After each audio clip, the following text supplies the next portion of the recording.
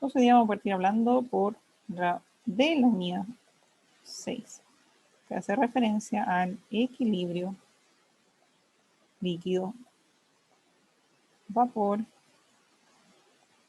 a baja presión. ¿Ya? Entonces, ¿qué vamos a hacer? Nos vamos a mover, vamos a hablar de presiones mayores a 5 bar, pero no tan altas, ¿ya? Porque eso tiene implicancia. A medida que empecemos a subir la presión, vamos a ir de a poco, vamos a ir haciéndolo desde pequeños intervalos, porque eso va a cambiar, por ejemplo, cómo nosotros calculamos la fugacidad y todo lo demás, ¿ya? Entonces, en esta unidad lo que vamos a hacer es ampliar el concepto de fugacidad y coeficiente de fugacidad para componentes presentes en mezcla. Porque nosotros lo que habíamos visto hasta ahora eran fugacidad y coeficiente de fugacidad para compuestos puros, ¿cierto? Ahora tenemos que aplicarlo a mezcla también. ¿Ya? Entonces, la primera parte de esta unidad hace referencia a los diagramas de equilibrio para sistemas reales. ¿Ya?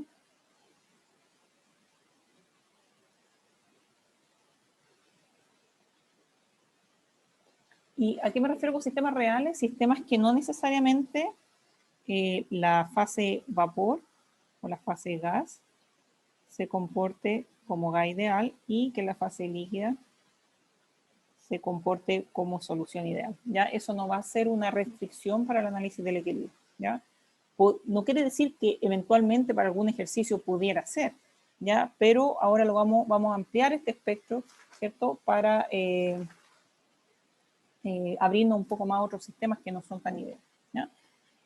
Los diagramas de equilibrio para sistemas reales se dividen en 3 tipos, ¿ya? El cual toma como tipo 1 Raúl, ¿cierto? Esta es nuestra base y modificamos sobre eso. Entonces, los diagramas de equilibrio para sistemas reales tipo 1 hablan del comportamiento cercano, ¿ya?, a la ley de Raúl.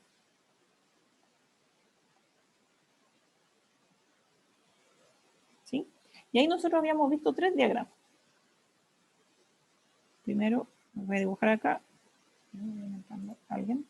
el diagrama temperatura, composición, ¿cierto? Que era una cosa así. Un ojo, ¿cierto? Teníamos vapor acá, líquido, vapor y líquido.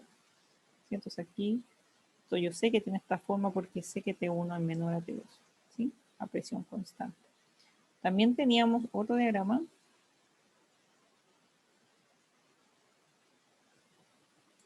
de temperatura constante, donde tenía esta forma, ¿cierto?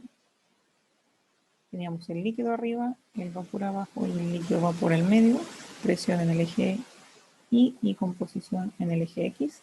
Y el último que habíamos visto, que dijimos que quizás no lo íbamos a usar tanto en este curso, pero es súper importante porque el que se usa en referencia a materia, es el que es composición de la fase vapor versus la fase líquida. Y siempre utilizamos una línea auxiliar de I igual a X y el equilibrio para compuestos más volátiles en esa forma. ¿Sí? En la línea I igual a X. ¿Sí? ¿Ya? Entonces, de nuevo, los diagramas de equilibrio para sistemas reales tipo 1 van a ser lo que se comportan cercano a la ley de Raoult. Podría ser que, por ejemplo, que nosotros aumentáramos la presión, que tuviéramos un equilibrio líquido-vapor a 6 bar, 7 bar, baja presión siempre es como 5, 10 bar, y aún así nosotros, el gas, por los constituyentes de la mezcla, podría aproximarse a la ley de Raoult, ¿ya? O sea, no es, eso es algo que vamos a tener que estudiar, ¿ya? ¿Qué quiero decir con esto? Que no es para no sería de tanta sorpresa de acuerdo al sistema, sobre todo si tú, por ejemplo, hablas de benceno tolueno, de que tú pudieran ser ideales igual, ¿ya? Perfecto. Y aquí nosotros sabíamos hartas cosas, ¿cierto? Nosotros sabíamos que los sistemas que se comportan como la ley de Raoult, ¿cierto? En general, nosotros hablamos que tienen este tipo de comportamiento, ¿cierto? Es súper importante. Hay cosas que nosotros quizás no le hemos dicho en forma directa, pero por ejemplo, la temperatura del equilibrio se encuentra entre T1 y T2. Ya eso no siempre va a ser el caso. Si ustedes se dan cuenta, la temperatura siempre se encuentra entre T1 y T2, ¿ya? Lo mismo acá para la presión. Recordemos que la presión aquí es presión 1 de saturación y presión 2 de saturación, ¿ya? Nosotros hemos visto, ¿cierto?, que en definitiva aquí también podemos ver que la presión total del sistema se encuentra entre estos dos rangos, ¿ya? También, esto lo podemos traer de este gráfico, esto lo podemos traer de este gráfico. De este gráfico no está explícito, pero también podríamos traer que I1 siempre es mayor a X1, porque la gráfica tiene esa forma. Y es por lo que lo habíamos definido, porque el 1 es el compuesto más volátil. Pero aun cuando el compuesto 1 es el más volátil, no necesariamente esa curva se va a comportar así. Y ya vamos a ver un caso, ¿ya? Eso es lo que quería establecer, o sea, no necesariamente van a ser así, ¿ya? ¿Qué otra cosa nosotros podíamos destacar de los sistemas tipo 1, como conclusiones de Raúl?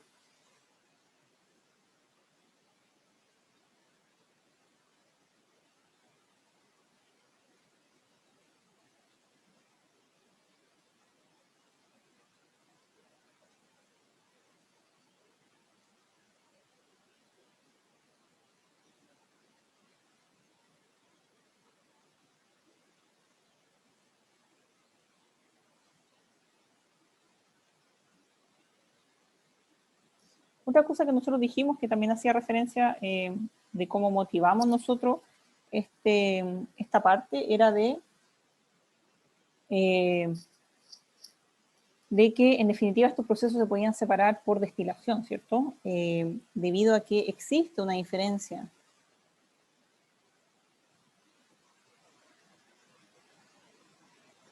en volatilidad. Yo puedo separarlos por destilación.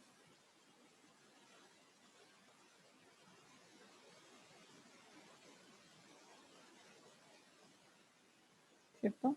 ¿Por qué? Porque esta curva me dice que existe una preferencia del compuesto 1 para estar en la fase vapor. ¿Sí? ¿Se acuerdan de eso?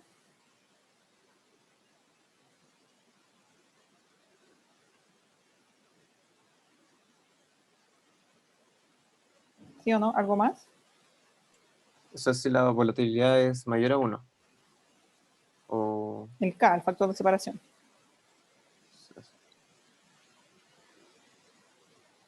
Exacto. Recuerden, muy importante, el factor de separación, ¿cierto? Tiene que ser mayor a 1. Y harto mayor a 1, ¿ya? Porque recuerden que la separación de esta curva, la idea es que existe una separación entre la fase vapor y la fase líquida.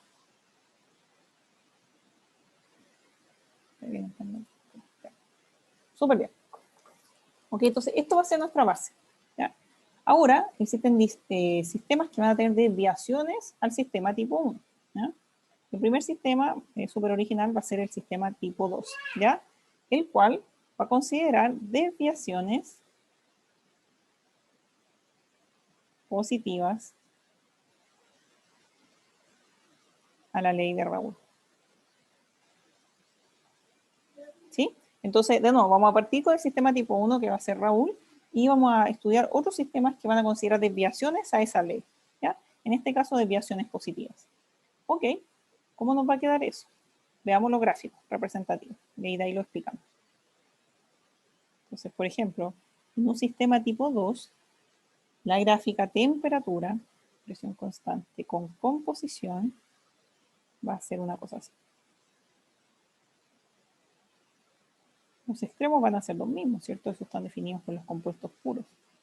Pero acá inmediatamente podemos ver que no necesariamente la temperatura total del sistema va a estar entre T1 y T2, ¿ya? Aquí no se va a cumplir eso, ¿ya? Si ustedes se dan cuenta, yo tengo un punto de mínima temperatura, ¿sí? Y también tengo un punto en el cual, este punto también corresponde a un punto en el cual la composición de la fase líquida es igual a la fase vapor, ¿ya? Y eso se conoce como punto azeotrópico. Aquí lo vamos a ver, pero déjenme explicar como las cosas importantes. Entonces, Este sistema tipo 2, el cual presenta desviaciones positivas a la ley de Raoul, su diagrama temperatura-composición va a tener esta forma, ¿ya? Lo más importante acá de destacar, a diferencia del sistema tipo 1, es esto, que la temperatura de ebullición del equilibrio no necesariamente va a estar entre medio de la temperatura 1 y la temperatura 2. ¿Sí? Entonces eso genera ya una gran diferencia. Ahora, hablemos de este punto entre medio. Este punto entre medio, si ustedes se dan cuenta, es un punto en el cual estas dos composiciones coinciden, ¿ya? ¿Por qué? Porque, por ejemplo, acá yo tengo, si yo entro aquí, por ejemplo, con un Z, aquí yo tengo mi composición del vapor y mi composición del líquido, ¿ya? Entonces, X1 es distinto de Y1, pero en este punto de aquí, los dos son iguales, ¿ya? Entonces, en el punto en el cual X es igual a Y, se conoce como punto azeotrópico. ¿Ya? Un azeótropo básicamente es, digamos, es un compuesto en el cual a una temperatura y presión determinada, la composición de la fase líquida es igual a la composición de la fase vapor. ¿Ya? En este caso, para sistemas tipo 2, se considera un azeótropo, se llama así, azeótropo máximo en presión, de máxima presión, y mínima temperatura. ¿Por qué mínima temperatura? Porque la temperatura menor del sistema, que es esta de aquí, es la que corresponde al azeótropo. ¿Ya? Entonces, la menor temperatura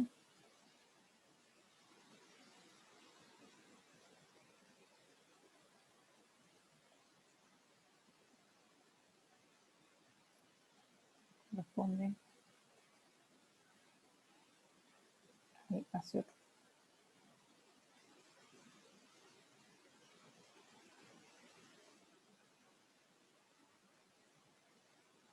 Profe, en ese punto también es equilibrio líquido-vapor.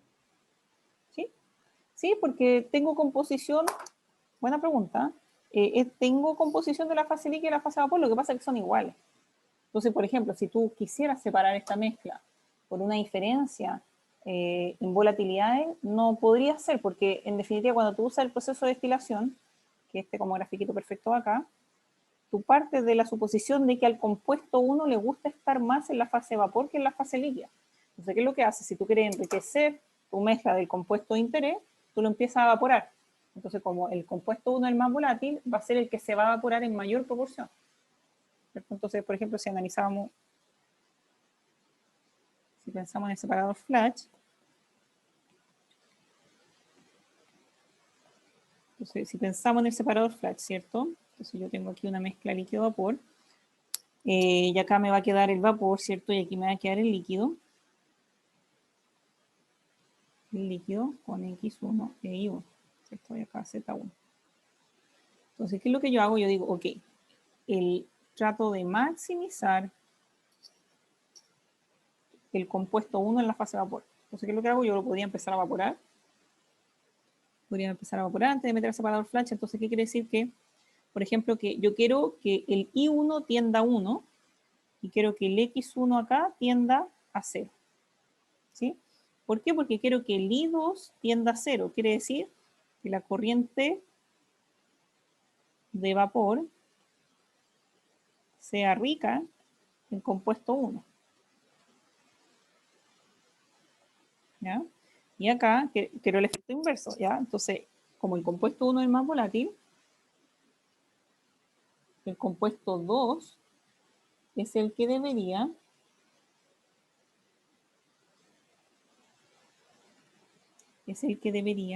tender a 1. Entonces, yo quiero que la corriente de líquido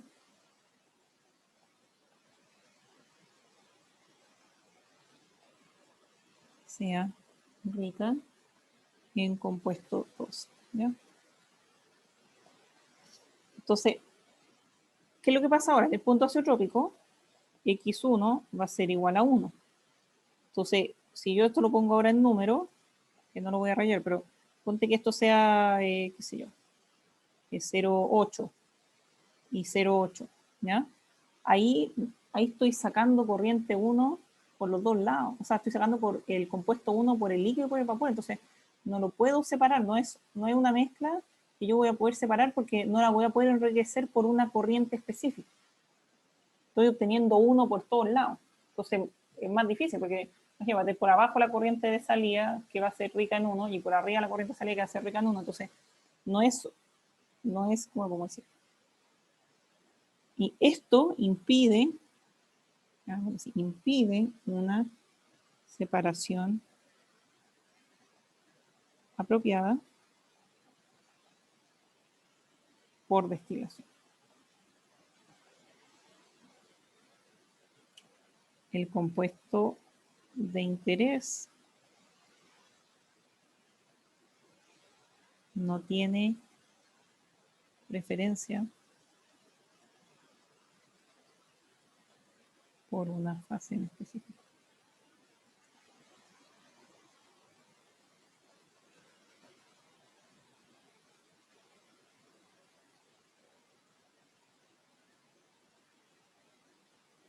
¿Ya? No sé si eso responde a tu pregunta. Sí, sí.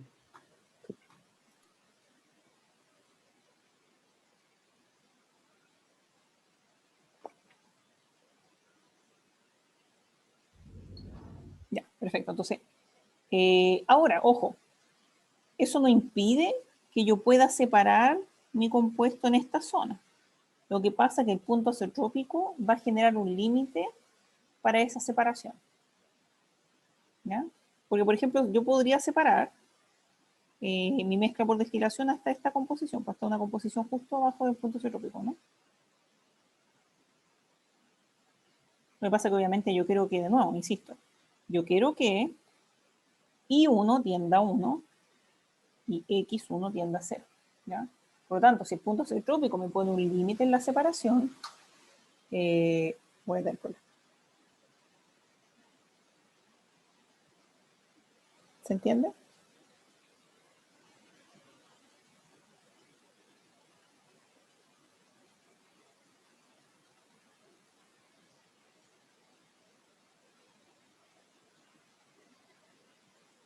En todo caso, si se hace una cadena de separadores, igual como que se podría...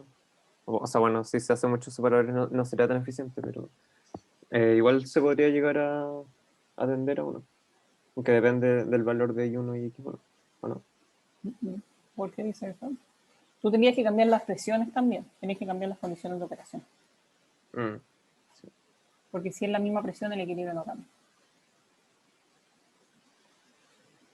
Sí. O sea, claro, sí, eso también sería.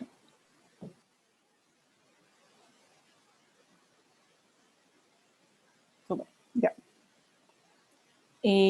Ahora, miren ahora, ya que aprendimos el punto acetrópico, ahora cuando ustedes vayan a comprar alcohol, este alcohol para la herida, ahí se pueden preguntar y tratar de responder por qué tiene una composición entre 95 y 97,5% el etanol.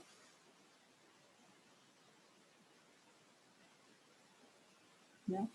Es muy caro separar los ácidos, entonces en general lo que uno hace es trabajar con esa restricción. Entonces, muchas cosas que uno compra tienen cierta composición, no porque el alcohol funciona mejor a ese porcentaje, es porque es una limitación del punto acetrópico.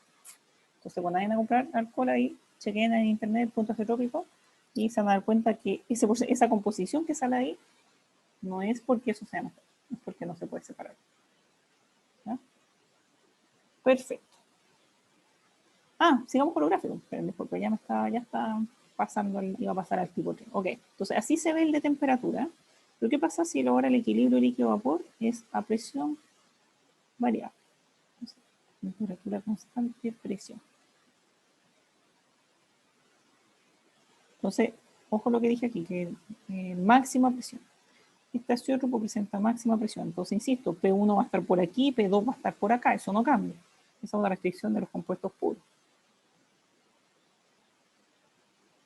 Pero ahora el gráfico va a ser así, donde el punto de máxima presión es la presión azeotrópica.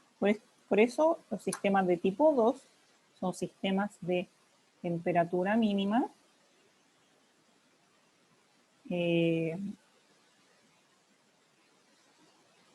y presión máxima. A eso se hace referencia. ¿Se entiende eso que quiero decir?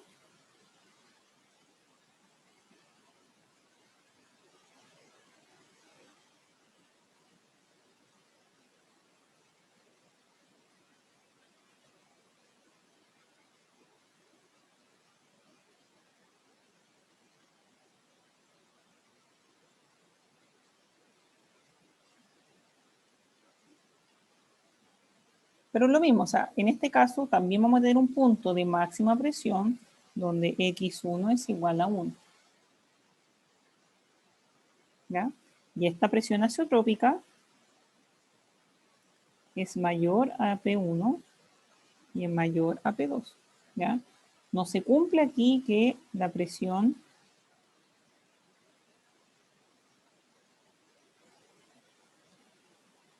total del sistema está entre medio de las dos presiones. Ya esto no se cumple porque el azeótropo tiene un punto de máxima presión. ¿Ya? Entonces, un ejemplo clásico de esto es el sistema isopropano al agua. No lo puedo poner por acá abajo.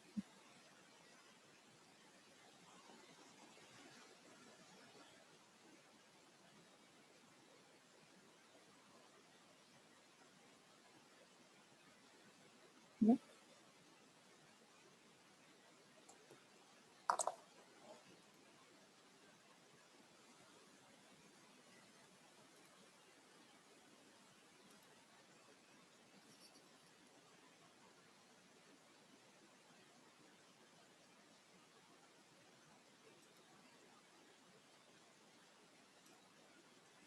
¿Se entiende o no se entiende? Quizás con el último gráfico va a quedar más claro qué es lo que ocurre.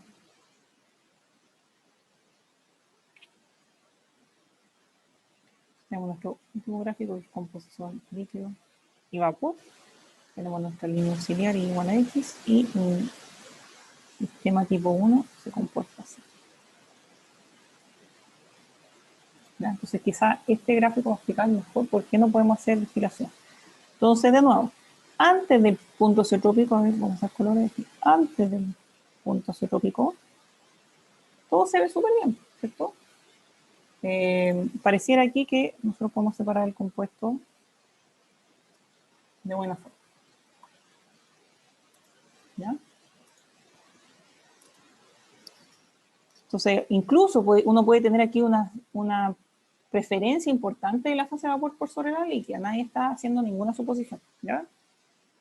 Y en este caso, tenemos que I1 es mayor a X. En toda esta parte verde. Antes de la presión azeotrópica.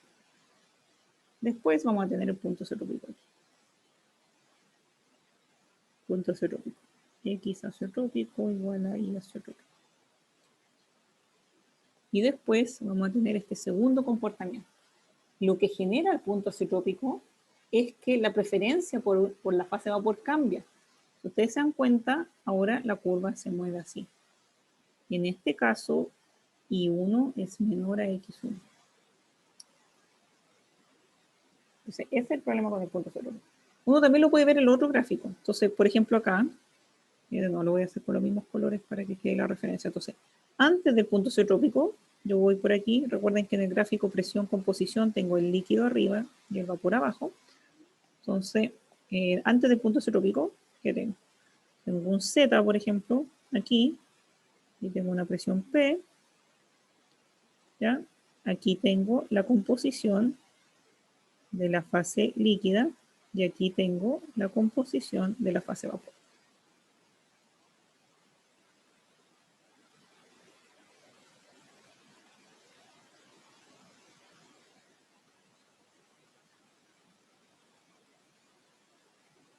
Acá como me queda, ya por aquí ya te lo puse.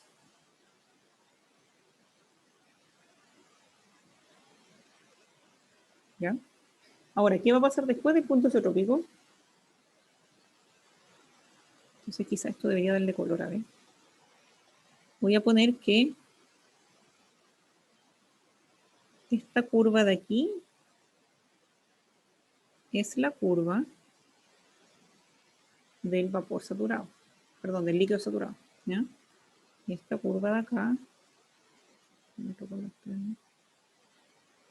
aquí llamado, esta curva de aquí es la que corresponde al vapor. Entonces, ¿qué pasa allá ahora sí? ¿Qué pasa después del punto isotrópico? Yo voy por aquí con un Z, voy a hacer un zoom, un super zoom, y con el punto isotrópico aquí, entonces va a estar con una presión, digamos una presión por aquí, ¿ya?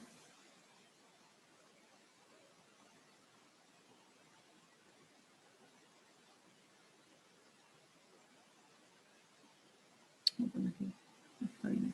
Debe ser como una presión por aquí, entre medio, ¿ya? Ah, ¿qué pasó? Ya. Una presión por aquí, ¿cierto? ¿Qué va a pasar acá? Yo me voy a ir ahora, pero yo en este punto, esta es la curva roja, la del líquido. Entonces, lo que yo leo a la derecha, es que esto no está a escala, pero así tiene que ser. Voy a leer el líquido. Y en este lado, yo voy a leer la del vapor. ¿Por qué? Porque si me siguen acá este color que yo puse, esta morada es la del vapor. Si se dan cuenta, yo en esta morada leí el vapor aquí.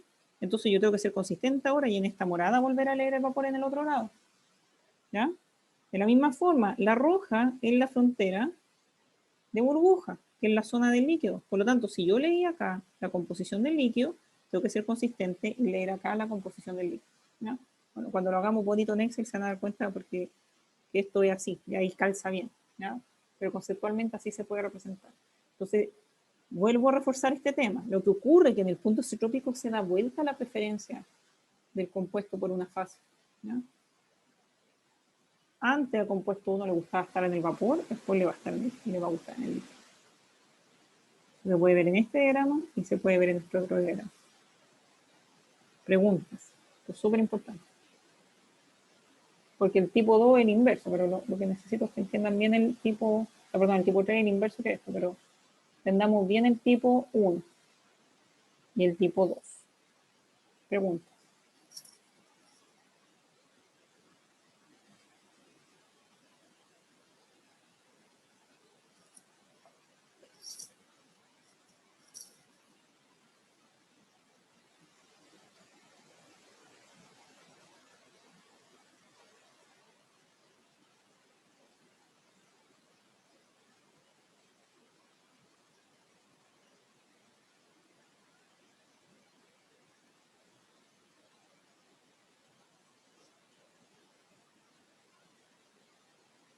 Oh, esto es nuevo, chiquillos. Tiene que haber preguntas.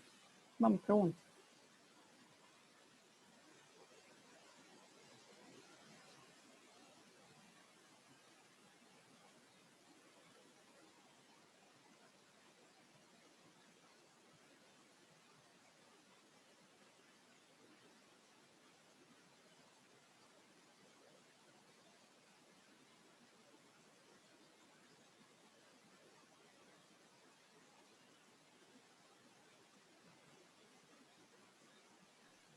Profe, ¿Sí? entonces, después del punto azeotrópico, eh, igual sirve para destilar, pero en el otro sentido. Claro, pero eso te Por cambia el ejemplo. diseño completo de la torre de destilación. Ah, ya.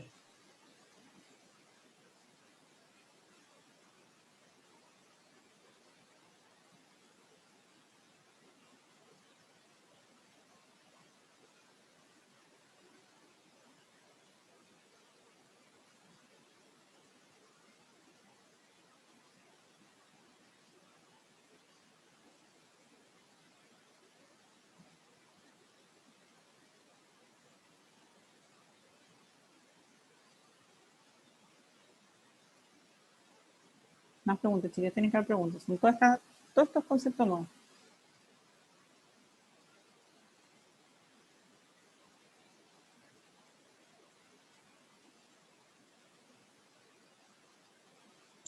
Profe, ¿Sí? yo no entiendo muy bien a qué se refiere con desviaciones positivas a la ley de Raúl. me refiero a que positivo, como... ¿A Me qué parece hace que se refiere referencia? a esto, se refiere al gráfico de presión, dice que en definitiva que la presión, se toma referencia como la presión, y dice que la presión total y las presiones parciales de cada componente superan los valores de los compuestos puros, y que son las previstas por la ley de Raoul. Por eso se refiere como desviación positiva, porque la presión total supera el valor, la presión total y las presiones parciales de cada componente superan aquellos valores predichos por el ley. Sí, es fome la definición, ¿sabes? Pero es solo una referencia nomás. Mira, para mí es sistema tipo 1, Raúl. Sistema tipo 2 son azeótropos que tienen máxima presión y mínima temperatura. Y esos están definidos por desviación a la ley de Raúl, y eso es por cómo se calcula la presión totalmente. Entonces, pensemos así: desviación positiva, máxima presión; desviación negativa, mínima presión. ¿Ya? Pero no es que tenga como significado como bien trascendental, es básicamente cómo se calculan las propiedades del equilibrio. Ya, profe. Gracias. ¿No? Pero no es como que uno toma la ley de Raúl y le hace algo. Sí, no puedo entender tu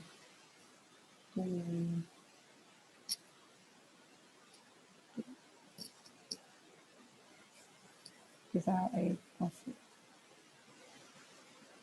Ya, ¿más dudas?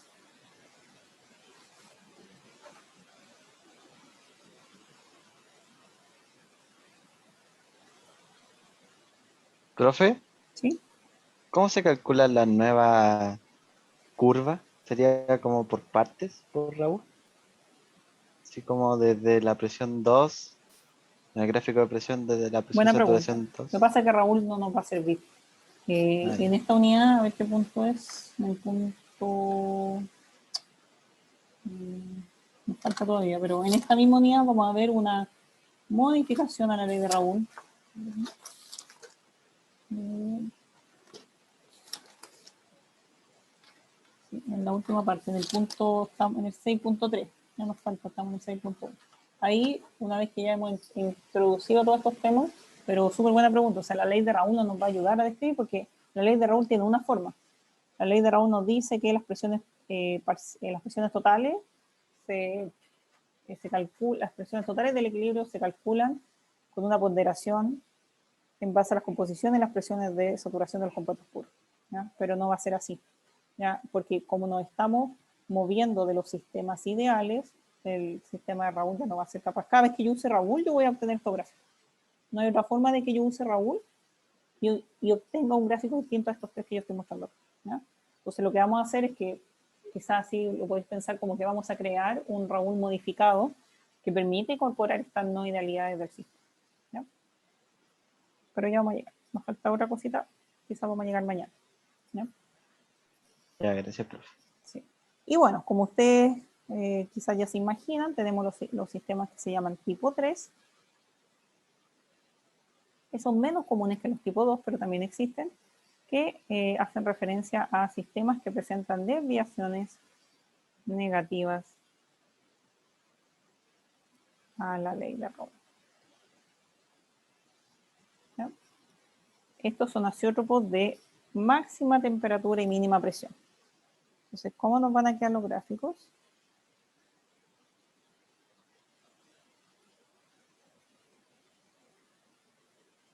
Bueno, estos son azeótropos de mínima presión, máxima temperatura, por lo tanto voy a tener por aquí T2, por aquí T1, eso no cambia. Pero el punto azeotrópico representa el punto de máxima temperatura.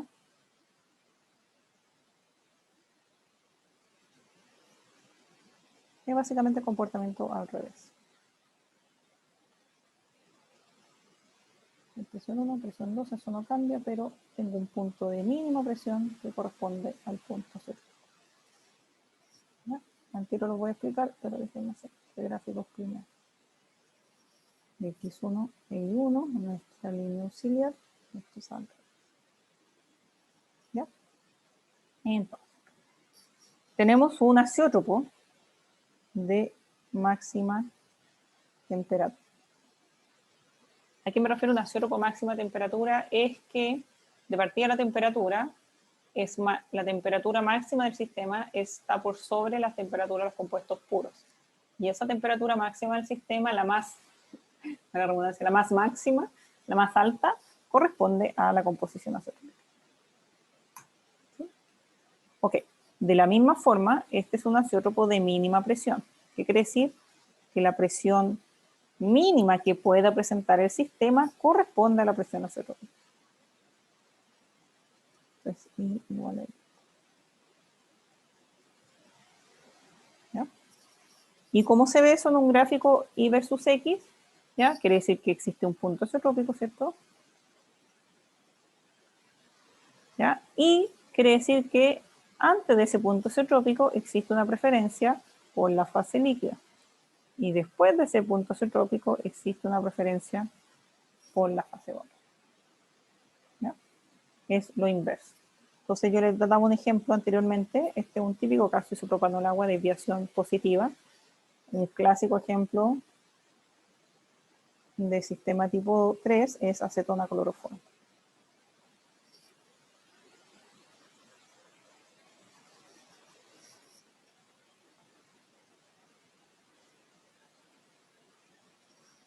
¿Ya? Entonces, la verdad que es bien complicado separar estos sistemas por destilación. ¿Ya? Uno en general lo hace solo hasta el punto azeotrópico. Entonces eso se va a hacer generalmente cuando el punto azeotrópico tiende a 1, ya que el caso de etanol agua, o sea, si ustedes lo ven, el punto azeotrópico va a tender a más o menos como 95, no me acuerdo.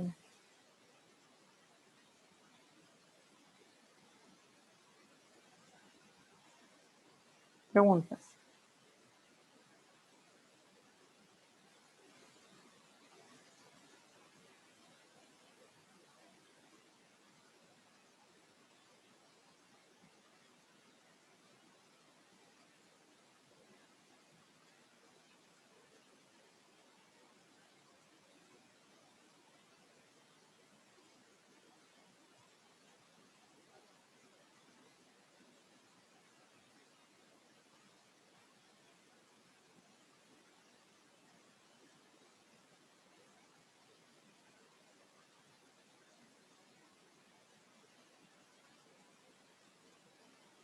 Pregunta, chiquillos. Profe, ¿por qué se considera que no es para gas ideal a presiones bajas? O sea, ¿cuál es como el criterio ahí?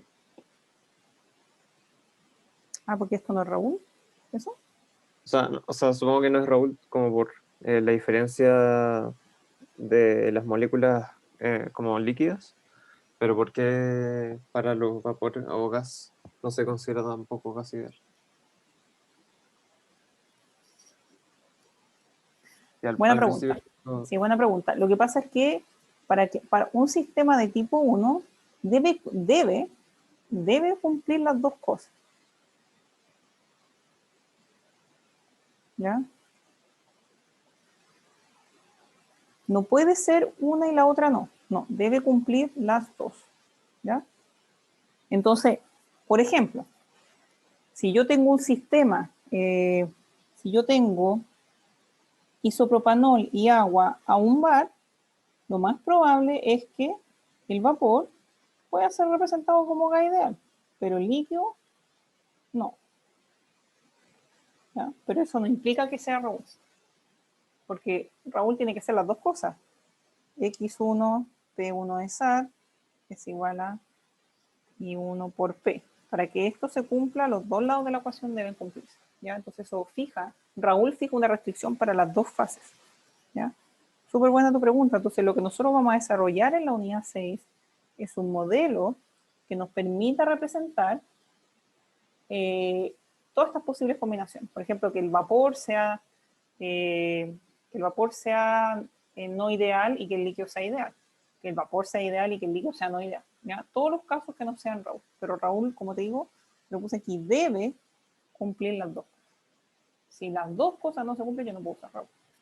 Ahora nosotros vamos a generar un sistema que es un Raúl modificado y obviamente, de acuerdo al tipo de sistema, si los dos son, si uno es ideal y el otro real, etcétera, eso va a permitir simplificación. ¿Ya? O sea, nosotros vamos a agregar, a ver, como me están preguntando todo esto, o sea, nosotros vamos a agregar factores de corrección a la ley de Raúl, por el lado del vapor y por el lado del líquido. Entonces, por ejemplo, si el vapor está a baja presión y el vapor se está comportando como ideal, vamos a simplificar esos factores de corrección del vapor y vamos a dejarlo del líquido, pero por eso va a ser como un Raoult modificado. ¿Ya? Pero ya vamos. ¿Ya? Más preguntas.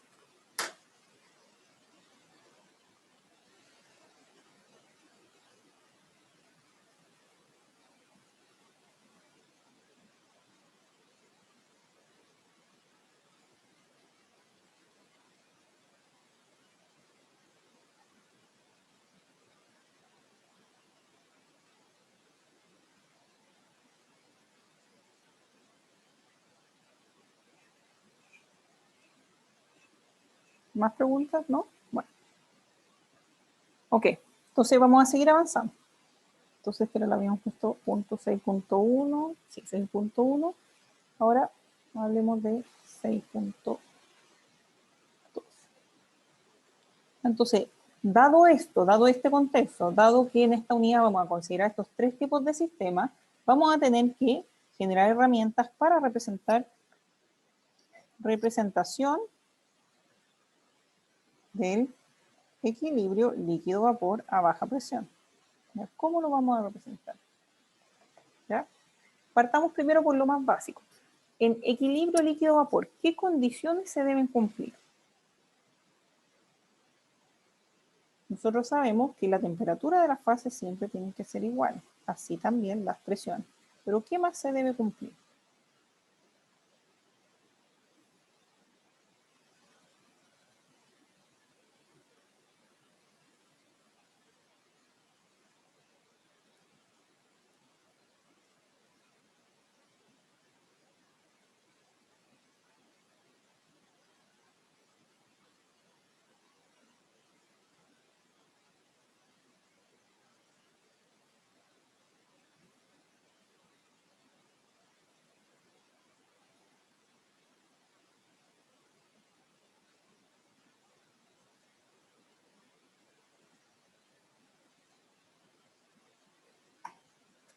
No tienes tiempo de chat.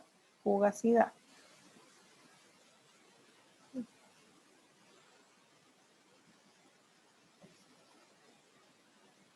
¿Ya? ¿Sí? ¿Qué más?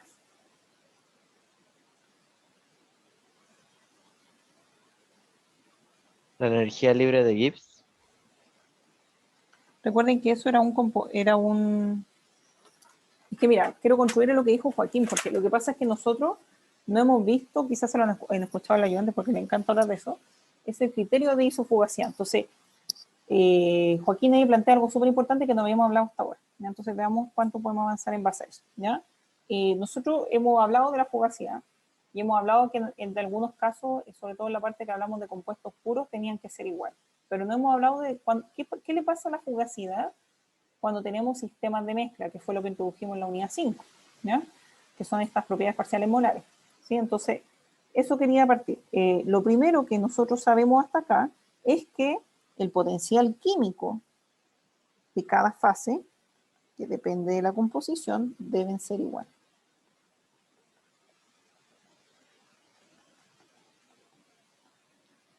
¿Sí? Pero nosotros sabemos que el potencial químico es solo una parte de esta expresión. ¿Por qué? Porque nosotros sabemos que el potencial químico, en definitiva, me está hablando de la fugacidad, que era lo que yo creo que para ahí iba Joaquín, porque nosotros sabemos que el potencial químico es una función de la propiedad libre de Gibbs parcial molar, la cual se relaciona con la fugacidad. Pero la fugacidad en mezcla ahora va a ser la propiedad parcial molar. ¿Ya? Recordemos de la definición de Lewis, ¿ya? Que el potencial químico era la derivada de la energía libre de Gibbs con respecto a los moles, a T y P y los N sub J distintos de I. Después de haber aprendido acerca de propiedades parciales molares, esto es lo mismo que decir DGI, ¿cierto? La propiedad parcial molar es eso. ¿Sí? También de la unidad 2 sabemos que G es igual a RT, la derivada del logaritmo de phi. Pero ahora, cuando estemos hablando de mezclas y analizando el efecto de la composición variable, vamos a tener que hablar del valor afectivo de estas propiedades, ¿ya? Por lo tanto, ahora esta diferencial de la energía libre de Gibbs como propiedad parcial molar, yo lo puedo escribir como RT por la derivada del logaritmo de la fugacidad también como propiedad parcial molar. De nuevo, porque ahora que estamos hablando de sistemas de mezcla, composición variable, yo voy a tener que calcular el valor efectivo de mis propiedades termodinámicas, ¿ya? Sin embargo, el concepto y la teoría detrás del concepto de fugacidad no han cambiado. La fugacidad, sea como de compuesto puro o como del valor efectivo en mezcla, sigue siendo la presión modificada, ¿ya? La cual se sigue definiendo como I por P, ¿ya? La cual sigue tendiendo, o sea, sigue siendo esto, lo cual toma como referencia el gas ideal. ¿Ya? La definición de fugacidad no ha cambiado.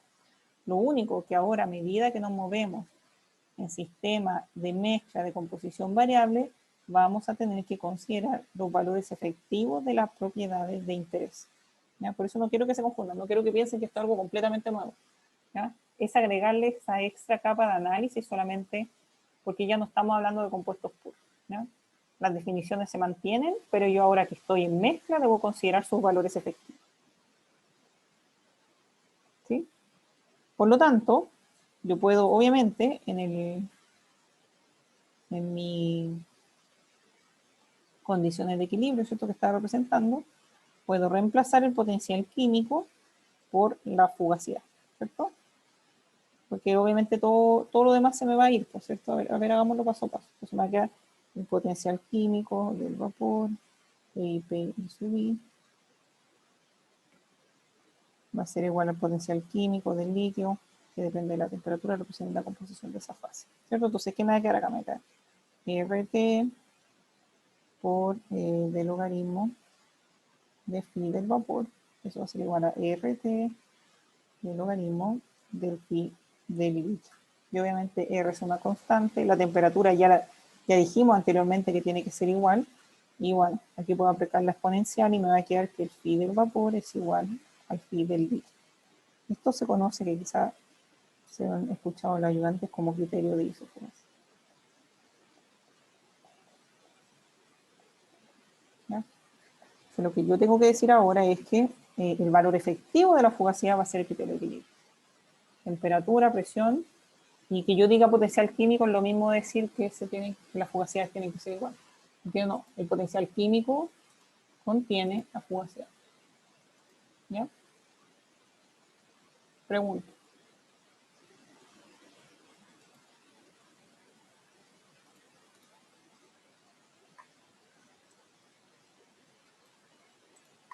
Pregunta.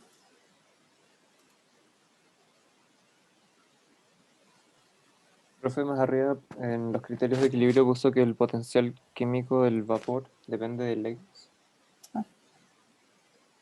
Lo que pasa es que había puesto líquido acá, pero después me di cuenta que aquí estaba poniendo lo del vapor. Entonces, muchas gracias por eso.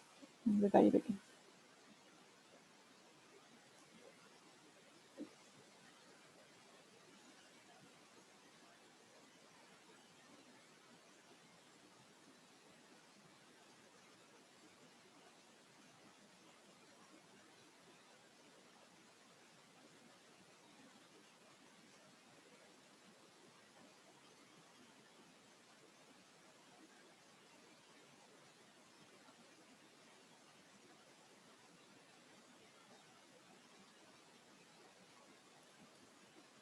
¿Más preguntas?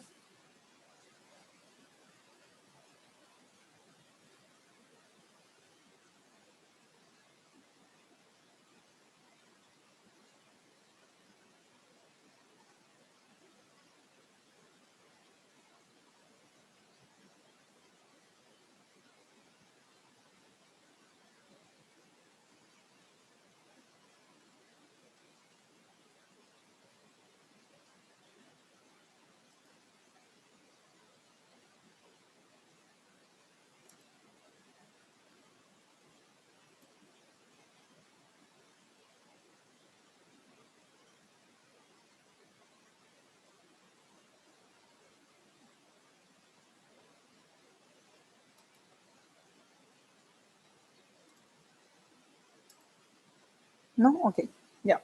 Entonces, si ustedes se dan cuenta ahora, tenemos este nuevo criterio de equilibrio que es basado en las fugacidades, y eso implica que vamos a tener que generar herramientas para poder analizar la fugacidad de la fase de vapor y la fugacidad de la fase líquida, ¿cierto?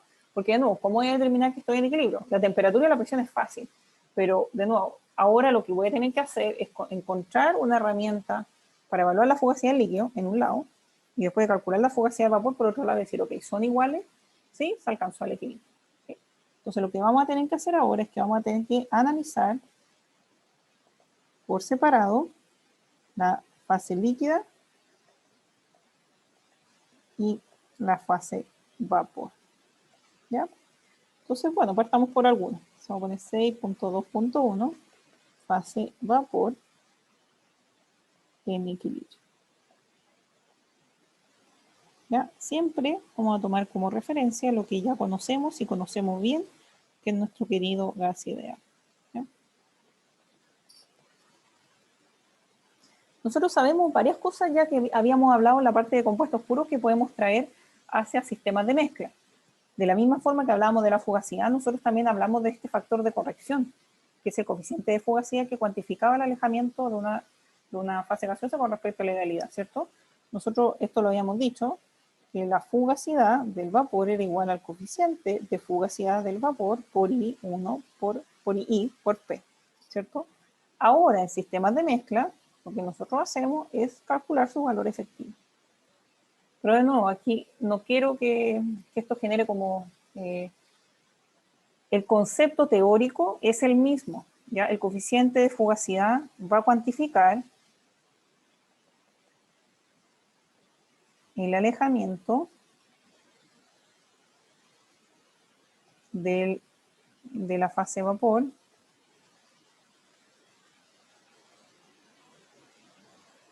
con respecto al gas ideal, ¿ya?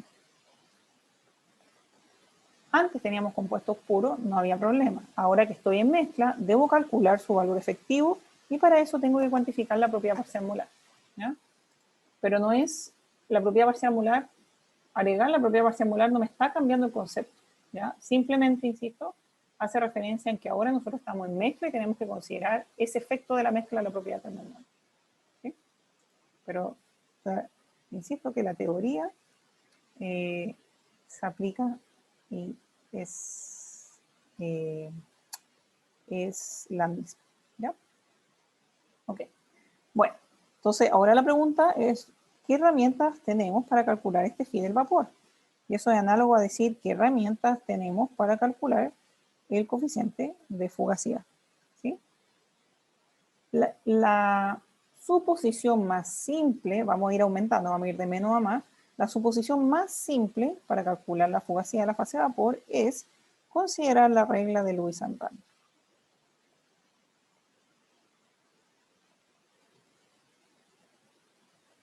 Regla LR, ¿ya?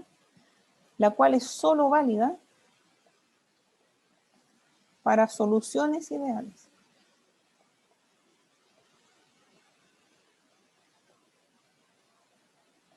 ¿Ya?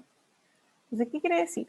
Dice, ok, la regla de Lewis and Randall dice lo siguiente, póngame atención, dice, ok, yo voy a tomar en consideración de que el gas ya no se comporta como gas ideal. Sin embargo, como este capítulo, ¿cierto?, se llama equilibrio líquido-vapor a bajas presiones, las presiones no son tan altas, ¿ya? Pero las presiones no son tan altas, ya no son 100 bar.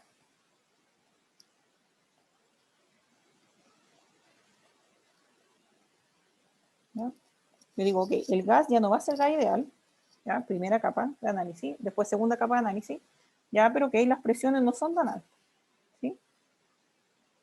Pero lo que vamos a hacer es decir, yo no puedo asumir que el gas va a ser gas ideal, pero voy a asumir que el tipo de interacciones que se están dando a estas presiones bajas va a ser del tipo de solución ideal, ¿ya?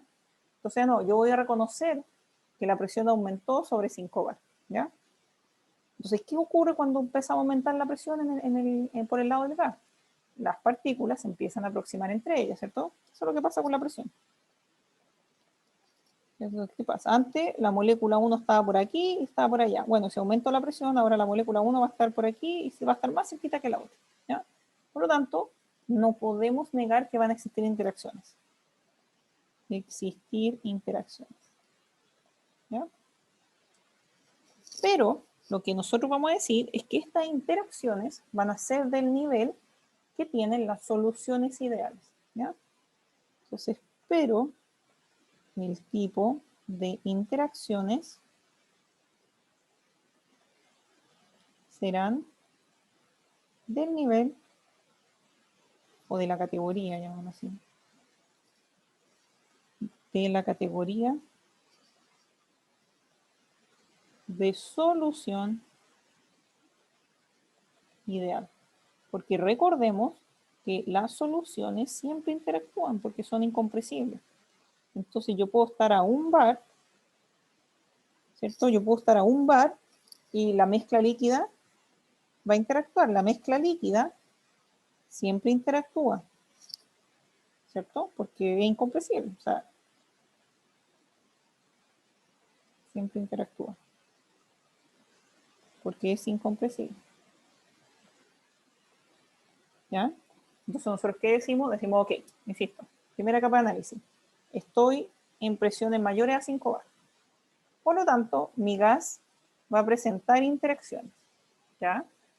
Pero ¿qué tan fuertes van a ser esas interacciones? Bueno, no van a ser tan grandes, van a ser del tipo de las interacciones que presentan la solución ideal.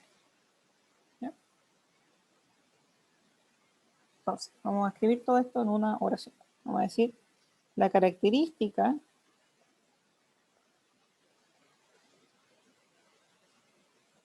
de este enfoque es que reconoce el carácter real de la fase gaseosa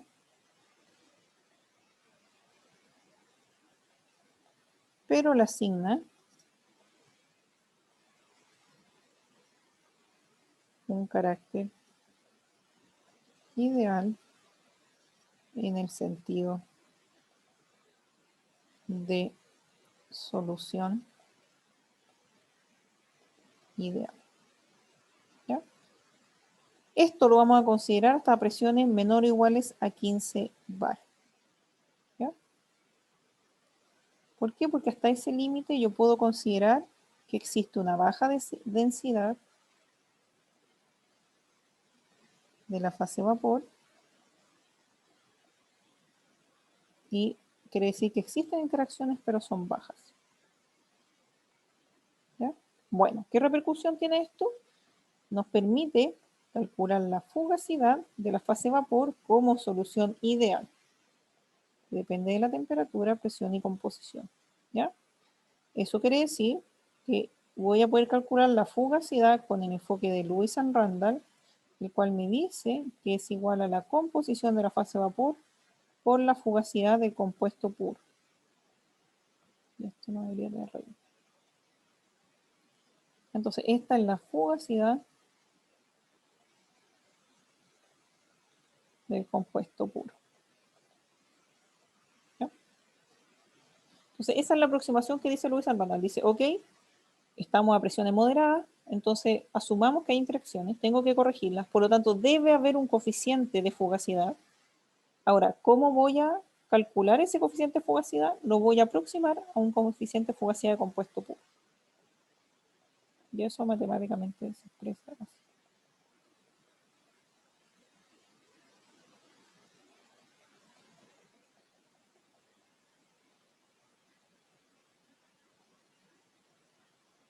Esa es la suposición que me deja hacer Lewis and Randall. La presión es de 15 bar, todavía las interacciones son bajas, por lo tanto, no voy a tomar este efecto importante de la mezcla. Voy a calcular la fugacidad considerando el coeficiente factor de corrección del compuesto puro. No voy a incorporar la propiedad parcial molar y el valor efectivo todavía, porque el efecto de la mezcla no es tan importante aún porque estoy en presiones moderadas.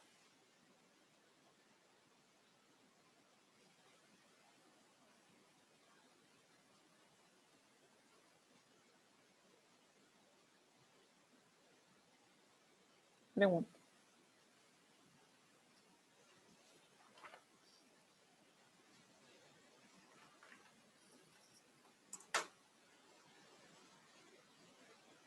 ¿Profe? Sí. Entonces, para calcular esa fugacidad, los únicos métodos que se pueden usar son de tipo para gases. Sí. No pointing, no nada de eso. Ya vamos a llegar a la fugacidad de la fase 2, porque el pointing hace referencia a a este efecto de la compresibilidad y la relación volumen-presión de líquido y sólido. No aplica esa relación para vapor. ¿Ya? Entonces, Ya. insisto, esta es la primera aproximación. Mañana vamos a partir la clase con decir, ok, ¿qué pasa cuando yo no puedo asumir la regla de Lewis and Randall? ¿Ya? No quiere decir que nosotros en presiones de menos 15 bar siempre vamos a asumir Lewis and Randall. No, eso va a depender de los constituyentes de la mezcla. ¿Ya? Ok, entonces si no hay más dudas lo dejamos hasta acá, ya estamos en la hora y nos vemos mañana y continuamos con esto. Vamos a hacer un pequeño repaso de Lewis and Randall y ahí seguimos continuando, avanzando. Recuerden ir a la ayudantía hoy día que Joaquín va a reforzar el tema calor de mezclado para que le ayude para el taller. Muchas gracias, nos vemos mañana. Chao, profe, gracias. Chao. Chao, profe. Chao,